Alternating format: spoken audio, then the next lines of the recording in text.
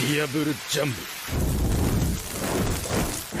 Yo les bros, c'est Goji, j'espère que vous allez bien. On se retrouve aujourd'hui pour la review du chapitre 954. Wouh! Thank you Oda-sama. Alors ce chapitre était... Waouh! Vraiment il était complet, il avait tout ce qu'il fallait pour un bon chapitre, qui d'ailleurs sonne une petite pause de One Piece pour 15 petits jours, donc on n'aura pas de scan la semaine prochaine, ça revient la semaine d'après, mais franchement pour un chapitre pareil je pense que ça va, Oda mérite une petite pause encore une fois. Donc alors le titre de ce chapitre c'est donner des ailes à un dragon, et j'ai beaucoup aimé de la part de Scantrad, et c'est quelque chose qu'ils font d'ailleurs régulièrement, donc pour ça franchement je les remercie, c'est de donner une signification à ce genre de mots ou de termes que de base on ne connaît pas spécialement ou qui nous paraissent pas réellement... on va dire avec un sous-entendu derrière, mais donner des ailes à un dragon signifie rendre quelque chose de puissant encore plus. Et justement, je pense que le titre de ce chapitre sonne totalement en fait juste pour la fin, la dernière page de fin avec cette fameuse histoire de Kaido et Mama, mais bon, ça on va voir, on va en reparler tout de suite après. Alors c'est vrai que la dernière fois, dans les pages de couverture, j'avais pas parlé de Bedge, qui donc souhaitait se rendre sur Trailer Bark, ou alors au Triangle de Florian, je ne sais plus. Bref, là en tout cas, il veut se rendre, il veut retrouver donc Lola, donc avec Chiffon etc, ils veulent retrouver la sœur. Cependant, donc je sais pas s'ils veulent réellement retrouver Trailer Bark, parce que s'ils veulent retrouver Trailer Bark, normalement ce bateau n'est plus du tout sur la mer du Triangle de Florian, donc là où ils vont aller ça sera pas du tout le bon endroit. Par contre, s'ils veulent retrouver vraiment le Triangle de Florian, ça peut être cool parce qu'on pourrait avoir éventuellement de nouvelles révélations où on pourra peut-être apprendre certaines choses sur notamment des espèces de monstres qu'il y avait avec des yeux, etc. On savait pas trop ce que c'était. J'avais théorisé dessus sur le fait que ce soit des Umebozu, donc ça vient du folklore japonais, oui, c'est simplement des créatures japonaises, des sortes de yokai encore une fois. Et du coup, avec tous les événements de Wano actuels, ça sonnerait bien avec tout ça. Donc voilà, je vais pas m'attarder dessus. C'est très intéressant qu'ils soient devant Redline actuellement, qu'ils ne puissent pas monter parce qu'il y a la rêverie. Est-ce qu'ils vont passer par un coin secret, peut-être par l'île des hommes poissons, ou peut-être par autre chose, je ne sais pas encore, mais j'aime beaucoup ces petites mini-aventures. Surtout même avec Bedge, là, pour le coup, qui a été une bonne découverte, on va dire, de l'arc de Whole Cake.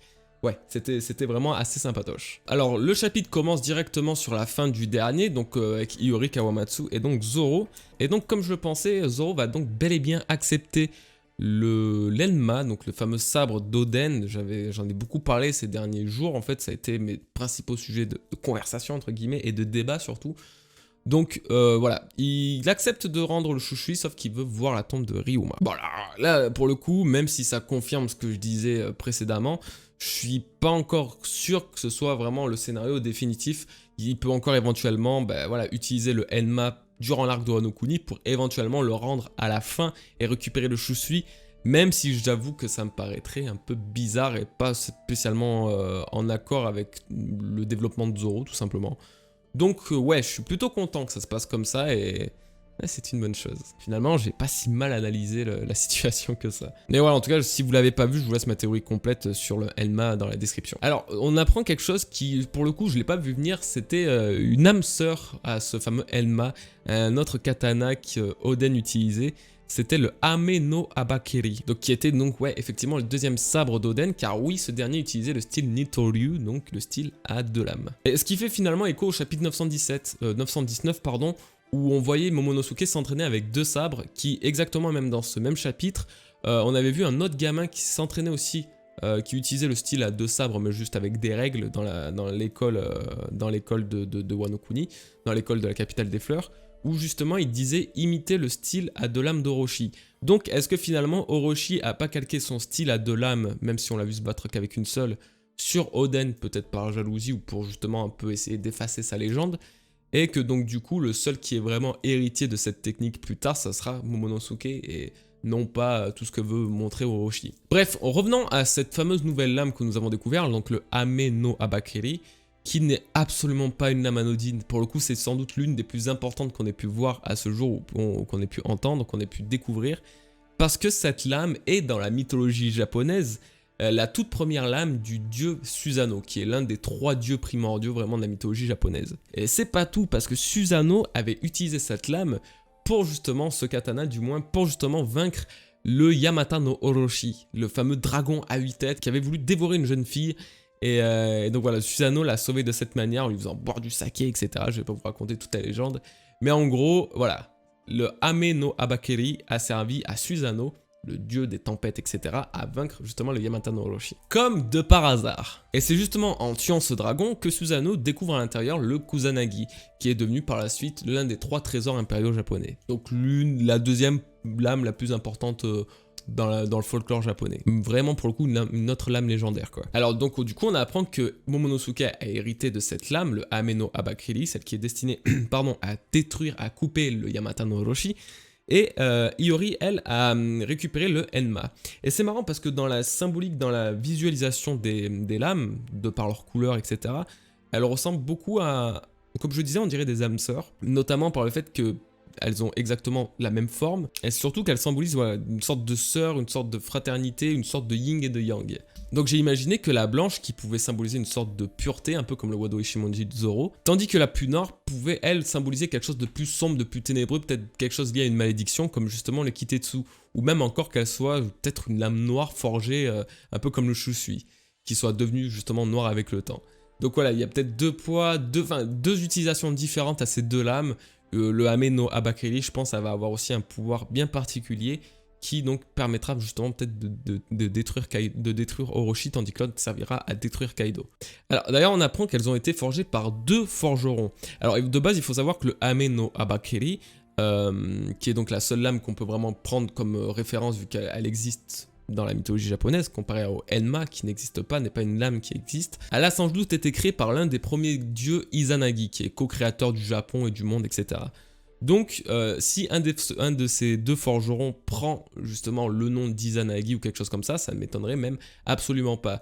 Même si, comme j'en ai parlé il y a de ça déjà plus de 3 ans durant l'une de mes vidéos sur les lames maudites, les lames noires, je pense que justement ça sera en lien avec Masamune et Muramasa, qui sont 2 forgerons légendaires, littéralement, du pays japonais. Et je pense que ça sera ces 2 forgerons-là qui seront représentés dans One Piece pour justement toute cette culture, tout ce lien entre le Ame no Abakiri, puis le Enma, etc., ou même lié au Kitetsu.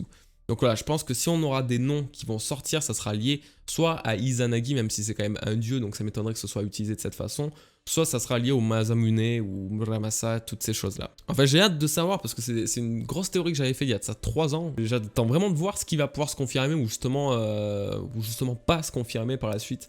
Donc ouais, j'ai assez hâte. En tout cas, vu la reconnaissance de ces 2 forgerons dont je vous parlais à l'instant, vu leur reconnaissance, ça m'étonnerait qu'Oda n'en parle pas dans son œuvre. Vu à quel point Wano est calqué sur la culture japonaise. Bon, alors du coup, après on a une scène entre Law et Hawkins. Law a apparemment foutu une correction à Hawkins, chose qui ne m'étonne pas spécialement, vu que j'estimais justement Law quand même plus fort que ce fameux magicien. Alors on apprend beaucoup de choses liées à Kaido, justement à sa rencontre avec les 3 supernovas, donc Apu, Kid et Hawkins dans le chapitre 795. Et on apprend que finalement Apu était déjà sur le, sous la coupe de Kaido à ce moment-là. Donc c'était vraiment une traître, une balance type jusqu'au bout. Hawkins lui ne s'est pas du tout battu parce qu'il savait très bien qu'il servait à rien, il se serait fait tuer. Tandis que Kid et Killer, eux, se sont battus comme des diables. C'est mes bros, c'est mes potos. Et en tout cas voilà, donc l'échange entre Hawkins et Law était intéressant parce que justement Hawkins parlait des alliances pirates et puis il disait tiens justement ton alliance avec les Mugiwara semble bien se passer, aurais-tu changé d'avis en mode toi t'avais dans l'idée de faire un coup de Sbrouf, un coup de Trafalgar justement, c'est pas pour rien qu'on l'appelle comme ça, Law avait vraiment dans l'idée de trahir les Mugiwara à un moment pour finalement ne pas les trahir et vraiment être beaucoup plus proche que ce qu'il pensait au début et être beaucoup plus lié aux Mugiwara que ce qu'il pouvait penser au début. Donc oui, c'est intéressant. Après, l'autre truc vraiment cool, et surtout... Enfin, cool oui et non, parce que ça risque de rajouter un personnage, et on en a déjà assez dans l'arc de Wano Kuni, c'est que Law a apparemment été aidé par un personnage un peu mystérieux. Alors quand on regardait les spoils, Nina, elle avait bien remarqué que justement ce mec ne portait pas des bottes, ou des chaussures traditionnelles entre guillemets de Wano, donc éventuellement ça ne pourrait ne pas être quelqu'un de Wano Kuni. Alors soit c'est un Yakuza, quelque chose d'un peu plus, un peu plus street on va dire, soit c'est éventuellement un outsider, quelque chose de totalement différent à Wano. Qui ça pourrait être? Non, c'est strictement rien. Et je veux même pas me lancer dans des théories parce que ça serait perdre du temps pour rien. Je ne sais pas qui ça pourrait être. Bon, par la suite, on a un passage très court par la prison où Luffy finalement ne bouge pas, il ne décampe pas de la prison et il continue de s'entraîner sur une espèce de plaque d'acier qui d'ailleurs devient aussi malléable que du... Oh, ouais. Ah ouais. Attendez, c'est intéressant. Non, parce que du coup, en fait, la plaque sur laquelle tapait Luffy, la plaque d'acier, elle devenait aussi molle, aussi que... Ouais, bref, elle s'était fragilisée en gros. Est-ce que ça serait pas un lien avec l'éventuel éveil de Luffy? Est-ce que là, il aurait pas donné, insufflé une sorte de propriété caoutchouteuse à cette plaque d'acier? Peut-être en tapant dessus, peut-être en utilisant le Ryuo. Il influe un tout petit peu de haki dans cette espèce de plaque d'acier, et puis éventuellement, il est en train de lui donner la propriété du caoutchouc, comme il peut le faire sur son haki de l'armement. Ah, ça serait cool. Une bonne idée, ça. C'est très bien. C'est très bien pour la suite. On verra. On garde cette idée en tête, on l'utilisera dans quelques jours. Alors, les samouraïs, le clan de Kinemon, etc., le groupe de Kinemon, pardon, prépare toute cette assaut, donc on voit un peu tout ce qui se passe, etc. Je pense que les images parlaient d'elles-mêmes, je ne vais pas spécialement en parler. Je voulais juste vous demander quelque chose.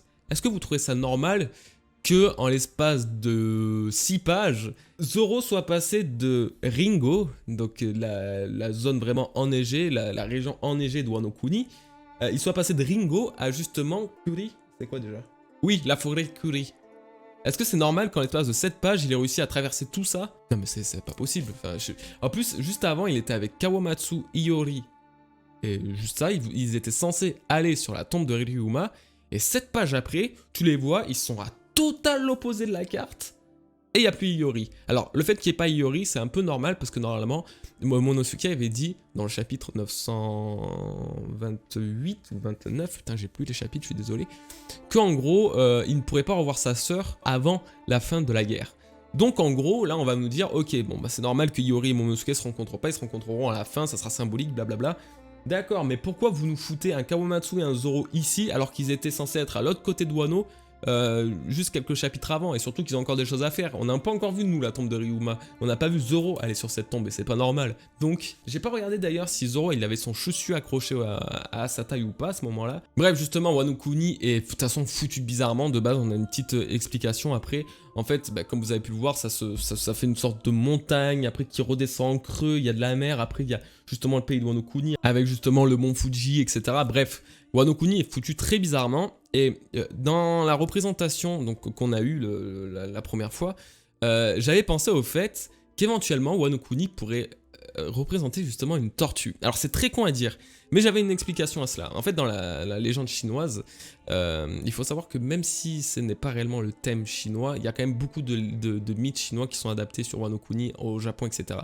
Bref, il faut savoir que donc il existe normalement une tortue céleste qui est censée porter le monde sur son dos, et donc qui est dans l'espace, et qu'en gros voilà, le monde est sur le dos d'une tortue qui elle-même, ou par-dessus t'as même encore 4 éléphants, etc. Bref, c'est un peu très compliqué de vous expliquer ça comme ça, surtout que ça fait plusieurs mois que j'ai pu réétudier le sujet, donc je m'en souviens plus, enfin bref.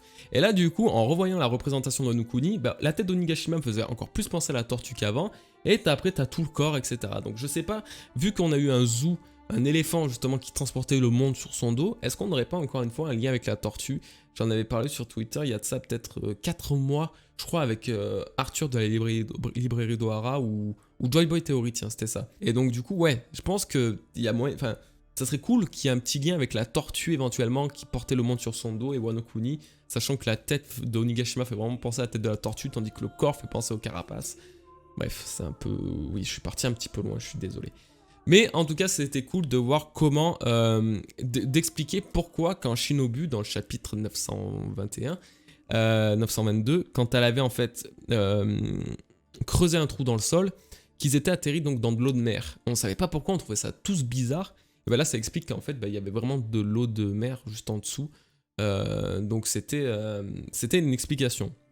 Donc voilà, on apprend qu'il y a 2 façons de rentrer dans Wano Kuni, par les carpes ou alors par le chemin spécial avec les ascenseurs, qui font d'ailleurs beaucoup penser à l'accès pour aller justement sur Redline à Marie-Joise. On a vu ça dans les chapitres 905, 907, 906, j'en peux plus avec ces chapitres, je sais pas ce qui m'arrive aujourd'hui, tous vous les citer. Bon, et là on arrive dans un truc vraiment vraiment cool, parce qu'on voit des monstres, on voit des véritables monstres. Alors, Apu à Paris, il parle du fameux Kagura doré, c'est un banquet qu'ils sont censés donner avec Kaido, etc. Alors le Kagura, c'est pas non plus quelque chose de très anodin, puisque normalement c'est la danse pratiquée par des prêtresses, il me semble, shintoïstes, pour faire sortir Amaterasu, donc la déesse solaire, la sœur justement de Susanoo qu'on a pu voir juste avant. Justement, Amaterasu qui s'était enfermée dans une grotte pour s'échapper de son frère, il me semble.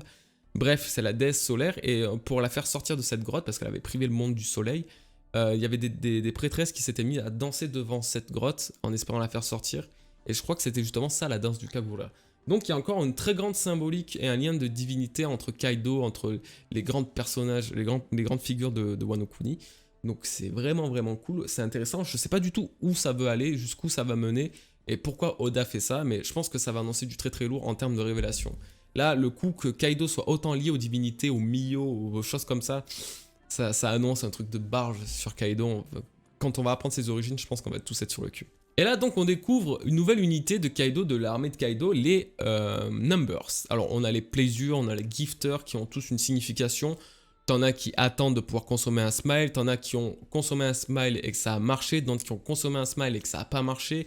Bref, là, on a les Numbers, ce sont des monstres, en fait. Ce sont des monstres gigantesques. Là, on en a compté 5. Personnellement, je dirais qu'il y en a entre 6 et 9. Je sais pas pourquoi. Je sais plus pourquoi j'avais pensé à 6. J'avais eu une réaction, enfin une analyse logique à ça. Mais j'ai plus moyen de m'en souvenir, donc je suis désolé. Et sinon, j'avais pensé à éventuellement 9 pour correspondre au nombre de fourreaux rouges. Mais sinon, voilà, c'est vraiment des monstres qui semblent être... Alors là, il y a deux possibilités. Soit ce sont des smiles qui ont vraiment réussi, ou des smiles monstrueux qui sont, on va dire, on peut qualifier d'ultimes. Soit ce sont des véritables Zoan. Et là, ce sont des Zoan éveillés comme on a pu voir sur Impel Down, etc. Mais bref, c'est quelque chose de totalement différent de ce qu'on a pu voir. Même Chopper, qu'on considérait comme ayant pu éveiller son Zoan, a pas cette taille, il me semble. Donc ça sous-entend des choses très cool, très bonnes pour la suite sur ce plan-là. Et ce qui m'intéresse encore plus, c'est le fait que finalement c'est une grande référence à toute l'œuvre cinématographique de Godzilla. King était un personnage lié à son fou du démon qui est le Pteranodon. Je suis désolé, je pense que j'ai fait une erreur dans la prononciation. Bref, qui donc est l'un des ennemis de Godzilla, qui est donc Ronan, il me semble, je sais plus exactement, je suis désolé, je suis vraiment pas calé sur ce sujet. Et bref, je vous donne beaucoup d'infos, c'est vrai que je suis trop en forme aujourd'hui. Et donc voilà, ça montre que vraiment Oda, il avait dans cette idée, en faisant l'équipage de Kaido et tout, de prendre comme exemple les dinosaures et tout ce qui était lié à Godzilla, etc. Donc là, on a encore ces monstres. Et je pense que ça va être assez ouf, vraiment. Et finalement, on clôt ce chapitre par une alliance inattendue entre Kaido et Big Mom. Enfin, inattendue, oui et non. Pour le coup, j'ai pas été ultra choqué. J'ai plus été choqué de la façon où ils ont réellement eu, comme ce que je disais dans une de mes dernières reviews, une de mes dernières vidéos, je ne sais plus laquelle exactement, si vous en souvenez, dites-le moi. Mais ça faisait, la relation entre Kaido et Big Mom faisait exactement penser à celle de Nekomamushi et Inuarashi. Quand je disais que Nekomamushi et Inuarashi s'étaient disputés à cause de leur maître et qu'il y avait dû avoir un lien avec ça, que peut-être justement, Kaido et Big Mom auraient pu avoir le même lien, genre ils se sont disputés à cause de leur maître, à cause de leur capitaine, donc les Rocks, et que c'est pour ça qu'ils ont été comme ça, mais qu'après en se retrouvant dans un autre état d'esprit, ils sont là en mode pote et tout. Enfin bref, on a vu Kaido et Big Mom vraiment en gros poteau de la vie, c'était un truc de barge, c'était assez marrant. Sauf que c'est ouf, et c'est ça le coup du donner des ailes à un dragon, rendre puissance qui est encore déjà trop puissant. Et Kaido n'avait pas besoin d'une alliance avec Big Mom. Big Mom n'avait pas besoin d'une alliance avec Kaido parce que de base ils veulent juste se farcir Luffy. Et Luffy c'est pas le mec inatteignable. Kaido il a eu 10 fois l'occasion de le tuer, tout comme Big Mom. Donc c'est qu'il se cache encore une fois un truc, c'est vraiment pour conquérir le monde. Et là on va partir sur la conquête des Road Poneglyph et tout ça. Et là quand j'ai vu ça, je me suis dit ok. Donc c'est la grosse merde pour tout le monde parce que un Yonko c'est dur. Déjà un capitaine de Yonko c'est chaud. Un Yonko c'est quasiment impossible. Deux Yonko c'est la mort. Donc là je me dis, ça fait peut-être encore écho à ma théorie que j'avais fait en janvier sur l'éventuelle apparition des 4 empereurs sur Wano Kuni. Et là je me dis, le seul personnage qui pourrait débarquer et être un minimum une lueur d'espoir pour les Mugiwara, ça serait Shanks. Donc voilà, j'espère une éventuelle arrivée de Shanks pour justement sauver tout ce bordel et pour gérer un minimum la venue des deux Yonko. C'est quelque chose que Garp redoutait énormément, que les deux s'allient à nouveau. Donc ça sent la fin de Wano Kuni comme un Buster Call dessus. Ça sent comme l'arrivée d'Akainu, l'arrivée des Amiraux, l'arrivée de Garp. Et ça parle pas encore des Rocks et je suis dégoûté. Bref, c'est un truc de fou, la review est déjà assez longue. Là, j'étais tendu, je regarde dans le retour de la caméra, j'avais les épaules comme ça tout le long. Trop tendu. Trop de trucs à expliquer en même temps. C'est dur de retenir tout ça. Heureusement que j'ai mes notes à côté, mais voilà. Bref, je vous remercie d'avoir regardé cette vidéo, les bros. J'espère que cette review vous a plu. Si c'est le cas, n'hésitez pas à laisser un petit like ou à vous abonner. Pour la peine, moi franchement, je suis vraiment ultra hypé pour la suite. Peut-être je referai un live la semaine prochaine vu qu'il y a une pause. Je ne sais pas exactement, mais en tout cas, très très contente de ce chapitre et je pense que vous aussi. Et je pense que ça va encore faire encore pas mal de débats dans la communauté. Donc, on se dit à la semaine prochaine, les bros, dans quelques jours pour une nouvelle vidéo. Portez-vous bien et puis peace. Tchou les bros.